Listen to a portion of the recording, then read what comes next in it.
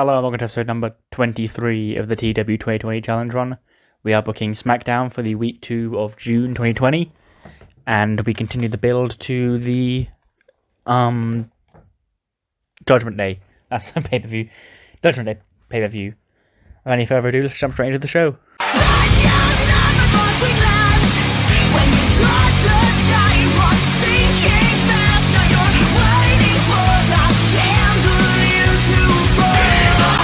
The big dog is here in the opening segment, and he's here to respond to what Bill Goldberg had to say.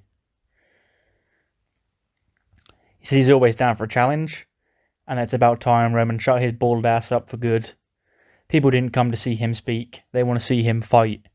So Goldberg, you want a match at Judgment Day, the forgotten WrestleMania main event? It's on. Now who wants a piece of the big dog? And the one person who does come out who wants a piece of the big dog is Bo Dallas. He believes that he can defeat the big dog here tonight. And, spoiler alert, he doesn't. It gets a 72, fucking hell. Bo Dallas defeated... No. Roman Reigns defeated Bo Dallas in 9:28 with a spear. 81 for Roman, 37 for Bo. But yeah, Roman's coming out. He just, short and simple, accepted Goldberg's challenge for the forgotten WrestleMania main event because I'm humouring real WWE. They love their shitty taglines for shit. They had the greatest wrestling match ever. They have the horror show. They have You'll Never See It Coming for SummerSlam, which whatever the fuck that means. So here we go. I'll humour you. I'll give you this one. This is the forgotten WrestleMania main event because it was supposed to be the WrestleMania main event, but we didn't get it because Roman pulled out. So here's your one shitty little tagline, WWE. If you're watching, accept it, and then there'll be no more. Okay? Because they're very distracting and they add nothing to the show. They're just pointless. They actually take away the experience because you've got fucking Tom Phillips or Michael Cole or whoever shouting, oh, the horror show, blah, blah, blah. The rest of the mess. They're just, no.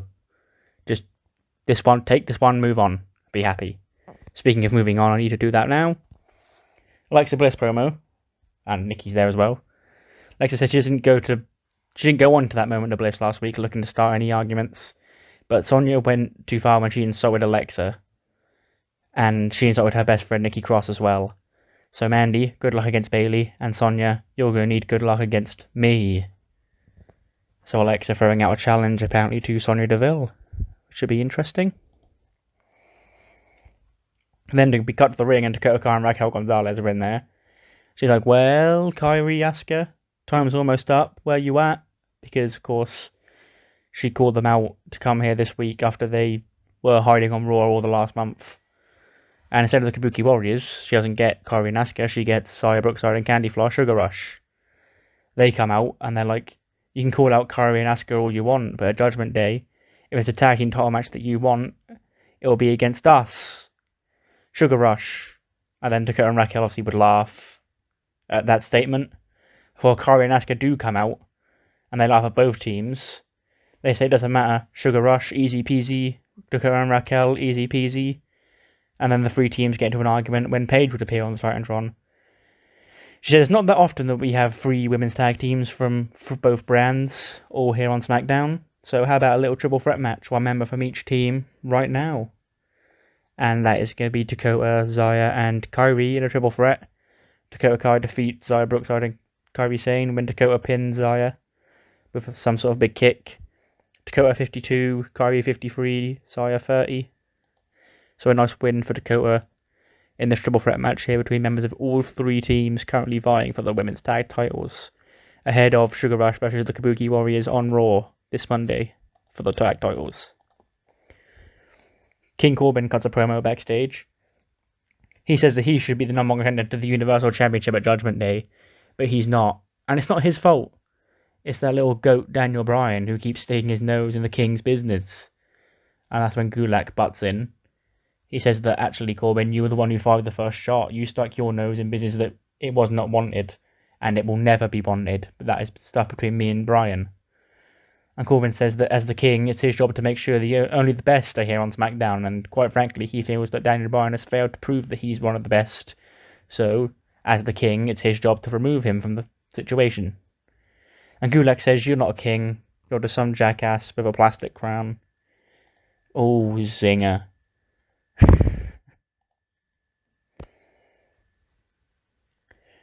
Gronk Mojo come out for their match.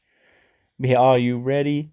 Break it down. And Mojo and Gronk come out, and then they come out, but then between them ride Shotzi Blackheart in her tank, and she stops at ringside and she cheers DGX on in their match against the Forgotten Sons, which scores a 57. Rob Gronkowski and Mojo Rawley defeat the Forgotten Sons in 8:19 when Rob Gronkowski submitted Steve Cutler. Gronk scored a 67. Fucking... Gonna have to share this live in recording right now.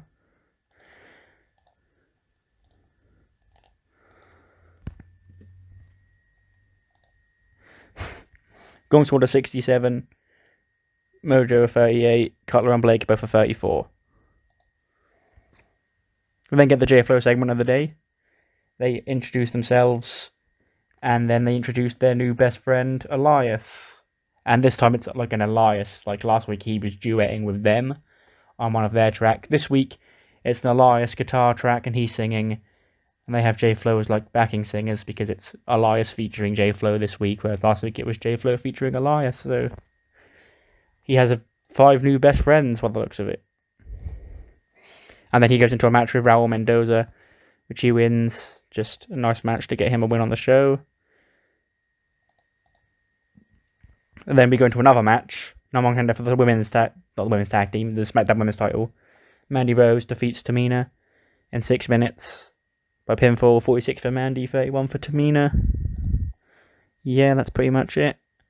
But after the match, Sasha and Bayley come out on stage and they clap Mandy sarcastically. They say that she's only ever here to look good. And make no mistake, when anyone is in the ring with Bayley, she makes them look damn good. You're going to get used to not having this title, babe. But I'm sure it's fine. You have your gorgeous, handsome hunk to cry to. You know, if he's still conscious. And then obviously they laugh at each other on the stage. And Mandy would charge up the ramp. She can tolerate slander for herself, but you don't dare talk about her man. She charges up the ramp to try and get to Bayley. But Sasha and Bayley bail. And they run away from Mandy, having insulted her man, her ham, Otis. Kofi and Big E approach Lucha House Party backstage. They say last week they scored a massive win over Miz and Morrison, and that was certainly impressive.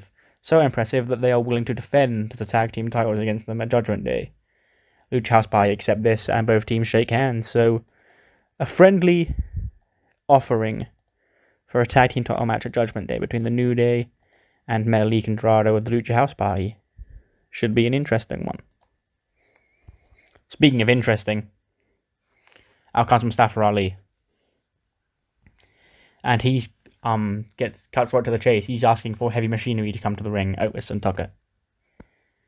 Ali says that he's checked the security footage from the assault a few weeks ago, and it's time to reveal to the world the identities of the 2 men who had assaulted them. Well, Ali says, then he looks at Otis. He's like, the men who attacked you, Otis. And then both Otis and Tucker look at each other confused, like, wait, what's he on about? And then he's like, well, take a look for yourself.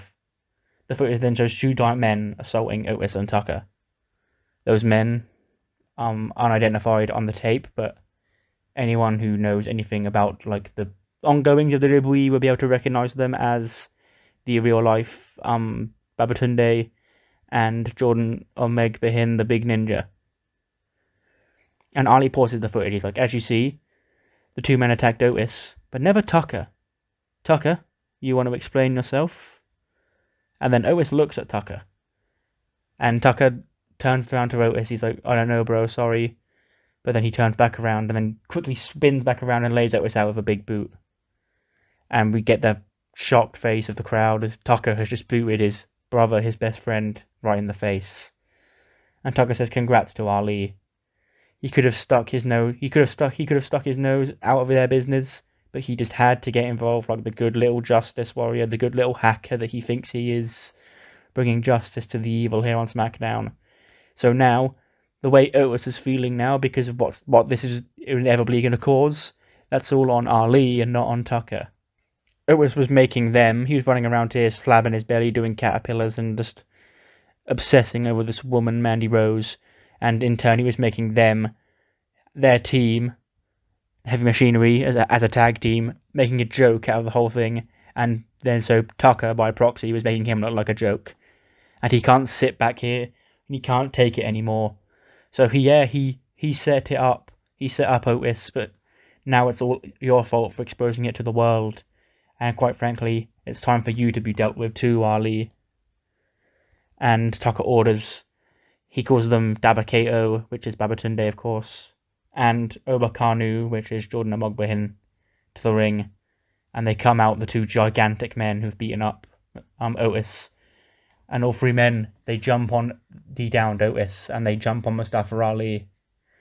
And they're outnumbered. These two men, Otis and Ali, are outnumbered by the three gigantic men.